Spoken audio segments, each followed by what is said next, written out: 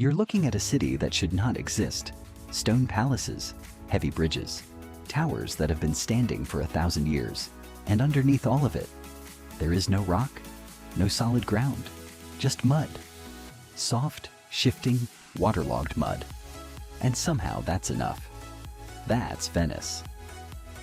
Seriously, if you described this to a modern engineer, they'd probably just freeze for a second. Because this is not how cities are built. You need bedrock, stability, something that doesn't move under load. Venice has none of that. What it does have is a lagoon, and people who decided that wasn't going to be a problem. So how is it still standing? Okay, here's the part everyone thinks they know. Wooden piles. But the version people usually hear, oh, it's built on wood, doesn't even come close to explaining how insane this actually is. We're talking about hundreds of thousands of wooden poles. Oak, alder, larch, each around 5 meters long, driven straight down into the mud. By hand, no machinery, just people with hammers over and over until those piles reached a denser layer of clay. And not just a few. For large buildings, we're talking tens of thousands. One bridge alone sits on around 12,000 piles. 12,000 wooden rods, hammered into what is basically a swamp. And here's what really gets me. They're still there, intact, still holding everything up. Which sounds impossible, right? Because wood rots, everyone knows that. But it only rots when oxygen is involved, when it cycles between wet and dry. If you fully submerge it, pack it tightly into clay and never let air reach it, it doesn't decay. It hardens. It essentially turns to stone over time.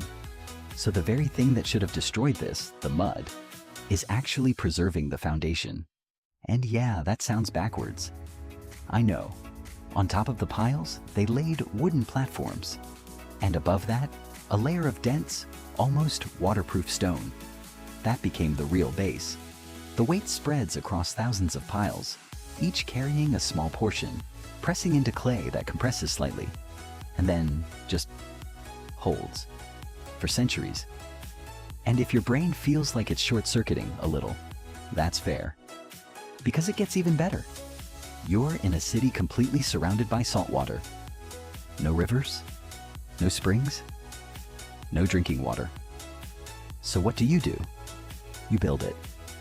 Every major square had a well, but not a normal one. These didn't tap into groundwater. There wasn't any. Instead, beneath each well was a large cistern lined with clay and filled with sand. Rainwater from rooftops and paved areas was channeled into it, filtered slowly through the sand and collected at the bottom. Clean water. In the middle of a saltwater lagoon. And archaeologists have found many of these systems still intact, which, honestly, feels almost unfair. And then there's waste. Because now you've got a city sitting on thousands of wooden piles, drinking filtered rainwater. So what happens to everything else? Tides. Twice a day, water flows in and out of the lagoon, flushing the canals like a natural cleaning system. And the city was designed around that. Canal directions, building placement, openings, all aligned to let water move through and carry waste away. The city literally breathes, in, out, cleaning itself. And just to be clear, this wasn't luck.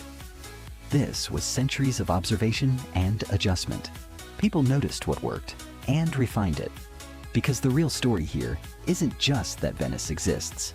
It's that it's still standing, 1,000 years later. And those same wooden piles are still doing their job. So if this amazed you as much as it did me, leave a like and subscribe. There are a lot more stories like this that completely change how you see what humans are capable of.